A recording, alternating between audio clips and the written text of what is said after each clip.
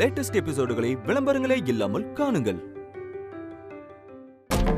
தயவு செஞ்சு இதை யார்கிட்டயும் சொல்லிடாத. ஒருவேளை நாகு அம்மா உண்மையை வந்து சொல்லிருப்பாங்களோ, அதுக்குதான் அம்மாக்கு எப்படி ஆயிடுச்சோ.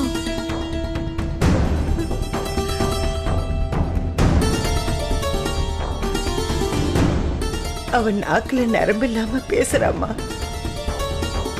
கொஞ்சம் கொஞ்சமா விஷமேறி ரொம்ப மோசமாயிட்டா. இந்த கல்யாணத்தை நிறுத்துறதுக்காக அவ எந்த எல்லைக்கும் போவா. ஏன் மித்ரா, நீ எத்தனை வருஷமா இந்த வீட்டுல இருக்க? எங்களுக்காக நீ என்னென்னலாம் பண்ணிருக்க? அத பத்தி எல்லாம் அவளுக்கு தெரியுமா சொல்லு? தெரியாது, ஒண்ணுமே தெரியாது. உன்னையும் வினய் தம்பிய பத்தியும் அவ தப்பு தப்பா பேசுறாமா.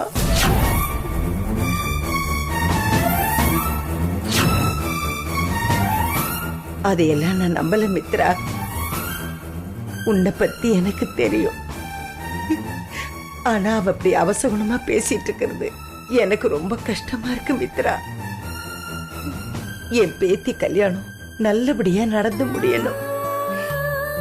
உனக்கே தெரியும், தேனை அவ அம்மா விட்டுட்டு போனப்போ அவ கை குழந்தை. ஒரு பக்கம் பெத்த மகளை பறி கொடுத்த வேதனை, இன்னொரு பக்கம் பாலுக்காக அழுவுற பச்சை குழந்தை தேனை. நான் எவ்வளவு கஷ்டப்பட்டு தேனை வளர்த்தேன் உனக்கு தெரியல மித்ரா. ஆனா இன்னைக்கு நம்ம தேனு கல்யாணத்துக்கு நிக்கிறா. தேன் ஆசைப்பட்ட மாதிரி அவ விருப்பப்பட்ட பையனையே அவளுக்கு கல்யாணம் பண்ணி வைக்கிறமேன்னு எனக்கு ஒரு சின்ன திருப்தி இருந்துச்சுமா. ஆனா ஆரம்பத்தில இருந்தே ஒண்ணு போக ஒண்ணு நாகு பிரச்சனை மேல பிரச்சனை பண்ணிக்கிட்டே இருக்கா. எப்ப பாரு தப்பு தப்பாவே பேசிக்கிட்டு இருக்கா. மித்ரா, எனக்கு ஒரு உதவி பண்ணணும். பண்ணுவியம்மா? சொல்லுங்கம்மா, நான் என்ன பண்ணணும்? இந்த கல்யாணம் நல்லபடியா நடக்கணும். நீதம்மா நடத்தி வைக்கணும்.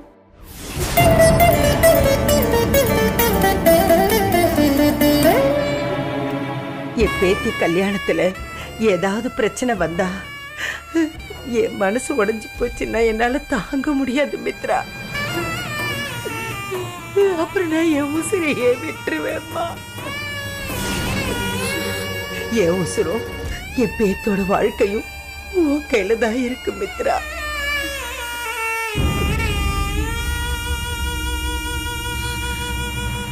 மித்ரா, என்ன மித்ரா பதில் பேசாம அமைதியாவே இருக்க? மா, என்னம்மா நீங்க? பாத்துக்கலாமா? இப்போதைக்கு நீங்க எதை பத்தியும் யோசிக்காதீங்க. வாங்க ஹாஸ்பிட்டல் போலாம்.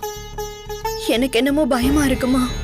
இதையே நினைச்சு ரொம்ப வருத்தப்பட்டுக்கிட்டு இருந்தேன்ல, அதனாலதான் இப்ப எனக்கு சுருக்கு சுருக்குன்னு வலிச்சுக்கிட்டு இருந்தது. அதான் நீ எனக்கு மருந்து கொடுத்துட்டியே, சரியாயிடும். என் வலிக்கான மருந்து என் பேத்தியோட கல்யாணம். அதான் நீ பாத்துக்கிறேன்னு சொல்லிட்டல்ல, இனிமே எனக்கு எந்த பிரச்சனையும் இல்லை. அம்மா, நீ போய் படு. காலையில கல்யாண வேலை நிறைய இருக்கு.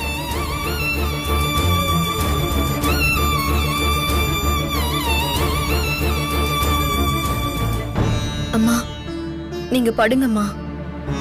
ஹாஸ்பிட்டலுக்கு வேற வரமாட்டேன்னு சொல்றீங்க.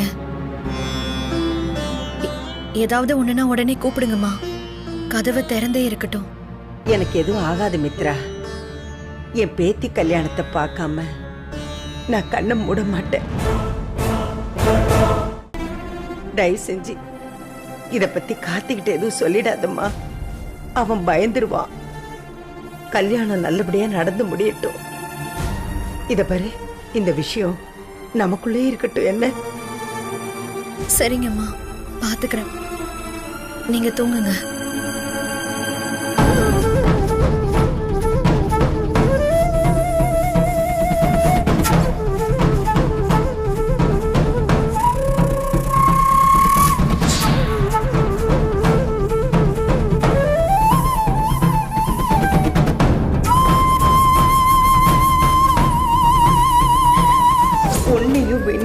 மனைவிய பத்தியும் அவன் தப்பு தப்பா பேசுறாம்மா.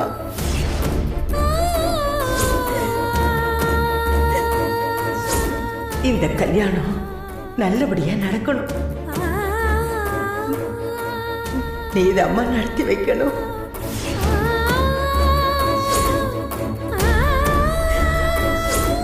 அதான் நீ பாத்துக்கிறேன்னு சொல்லிட்டல்ல, இனிமே எனக்கு எந்த பிரச்சனையும் இல்லை.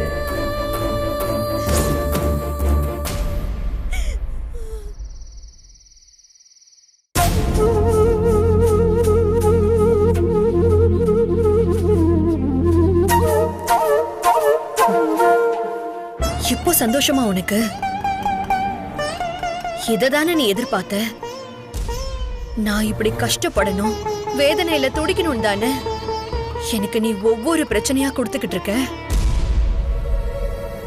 இல்ல, நான் தெரியாம தான் கேக்குறேன். நான் அப்படி என்ன பாவம் பண்ண?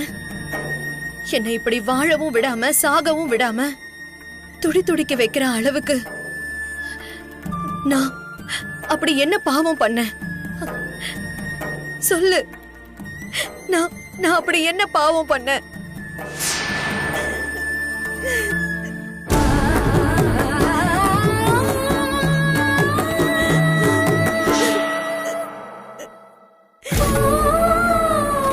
என்னை ஏன் இப்படி சோதிக்கிற?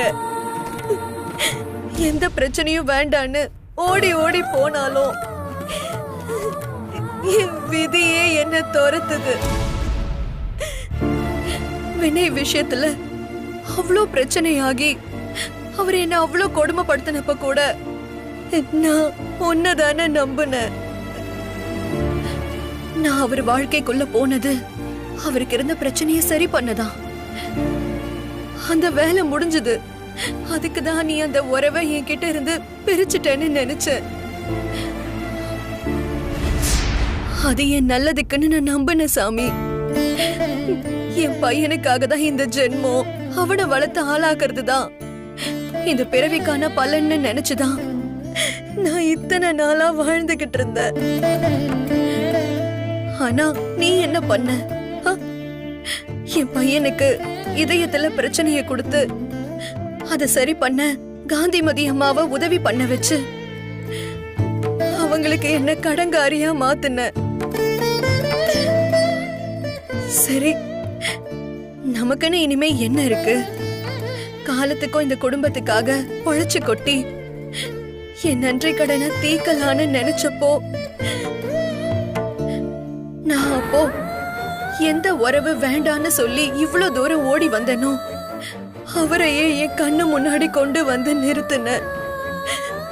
இத்தனை நாளா என் பையனுக்கு தெரியக்கூடாதுன்னு நினைச்ச விஷயம் இப்போ அவனுக்கு தெரிஞ்சிருச்சு. ஒரு பக்கம் இவ்ளோ வருஷமா அம்மா அம்மான்னு என்ன சுத்தி வந்த என் பையன் அவங்க அப்பாக்காக இன்னைக்கு ஏங்குறான். காந்திமதி அம்மா தேனு கல்யாணம் நடக்கலன்னா உயிரை விட்டுருவேன்னு சொல்றாங்க.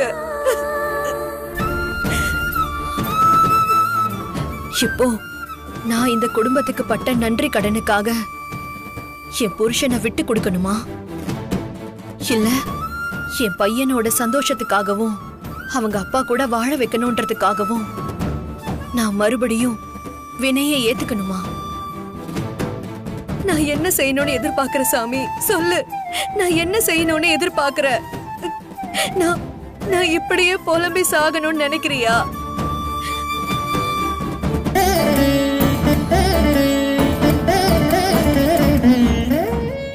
இல்ல, நான் எந்த முடிவும் எடுக்க மாட்டேன். நான் எதை பத்தியும் யார்கிட்டயும் சொல்ல மாட்டேன். யாரும் இல்லாம நான் அனாதையா நின்னப்போ எனக்கு பாதுகாப்பும் பாசமும் கொடுத்த இந்த குடும்பத்துக்கு, என் பையனை மறுபடியும் எனக்கு மீட்டு கொடுத்த இந்த குடும்பத்துக்கு நான் என்னைக்கும் துரோகம் பண்ண மாட்டேன். வினய் அவரே உண்மையை சொல்லி இந்த கல்யாணத்தை நிறுத்தணும். இல்லனா நீ நிறுத்த சாமி. ஆனா நான் நிறுத்த மாட்டேன். என்ன ஆனாலும் சரி, என் பையனுக்கு அப்பா வேணுமா வேண்டாமான்னு நீயே முடிவு பண்ணு. உன் முடிவு எதுவா இருந்தாலும் அதை நான் ஏத்துக்கிறேன்.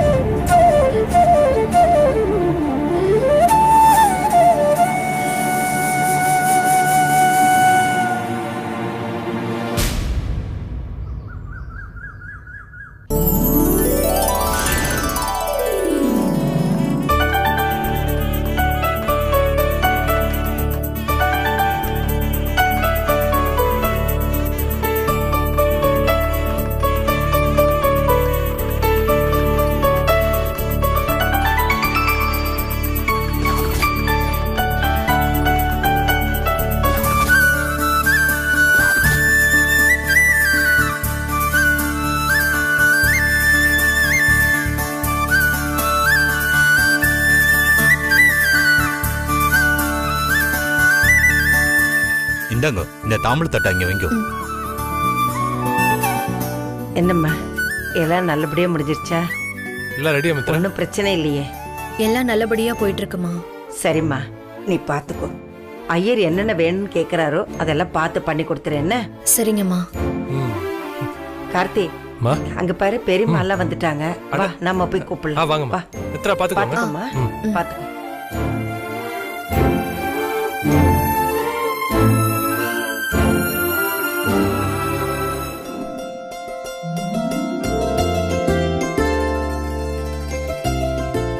வணக்கம். வணக்கம். வாங்க.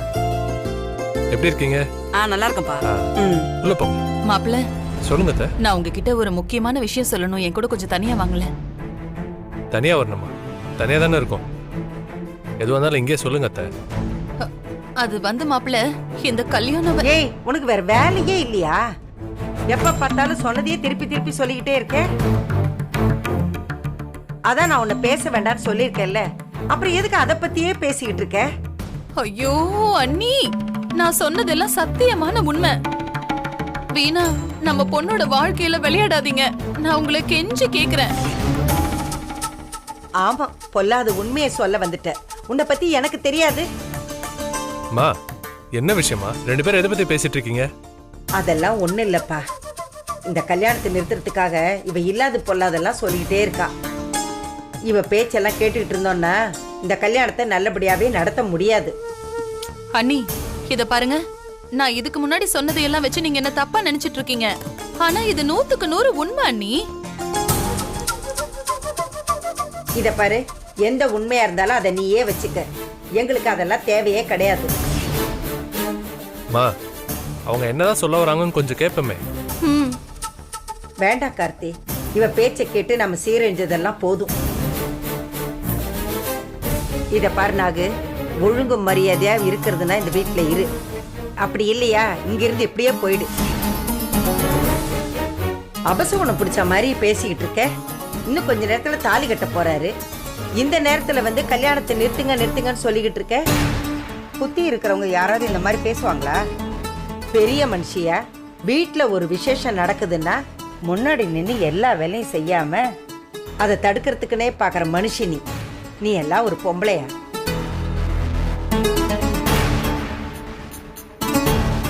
மித்ரா, இங்க வாமா. இதோ வரேன். சரிம்மா. மித்ரா, இவளை மணமேடை பக்கம் வராம பாத்துக்க வேண்டியது உன்னோட பொறுப்பு. புரிஞ்சதா? சரிங்கம்மா. அத்தை, எது வந்தாலும் அப்புறம் பேசிக்கலாம். அண்ணி, பெரிய மனுஷியா வாழ போற சின்னஞ்சிருச்சுங்களா ஆசீர்வாதம் பண்ணாம எப்ப பார்த்தாலும் அபசகுணமாவே பேசிட்டு இருக்கா பாரு. என் முன்னாடி நிக்காத, அந்த பக்கமா போ.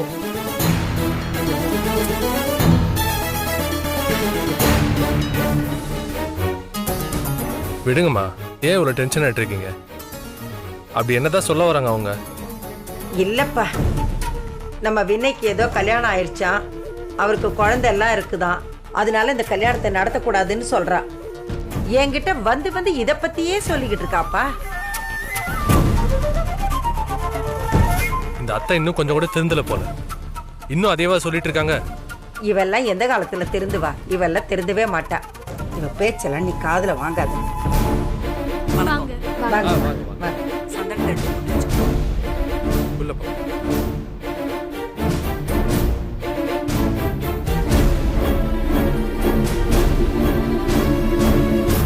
அட பாவீங்களா, கண்ணு முன்னாடி தப்பா ஒரு கல்யாணம் நடக்குது, அது என்ன வேடிக்கை பார்த்துட்டு இருக்க சொல்றீங்களா? இதுல இந்த மித்ரா வேற பேசாம சும்மா இருக்கா.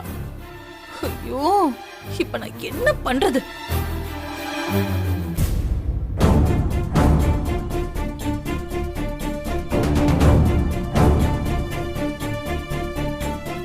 மாப்பிள, சொல்லு மாம்ச. ஏண்டா ஏறக்குறைய எல்லா பிரச்சனையும் முடிய போகுது. நம்ம எதிர்பார்த்தபடி இந்த கல்யாணம் நடக்க போகிறதில்ல. அப்புறம் ஏன்டா டென்ஷனாக இருக்க? ரிலாக்ஸ்டாக இருக்க வேண்டியது தானே? இல்லை மாம்ச, எனக்கு என்னமோ சுத்தமாக நம்பிக்கையே இல்லையா.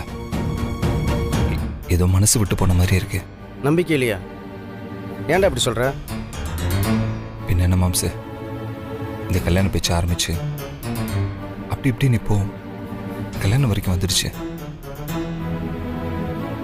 இப்போ வரைக்குமே மித்ரா அந்த கல்யாணத்தை நிறுத்துறதை பற்றி என்கிட்ட ஒரு வார்த்தை கூட பேசல.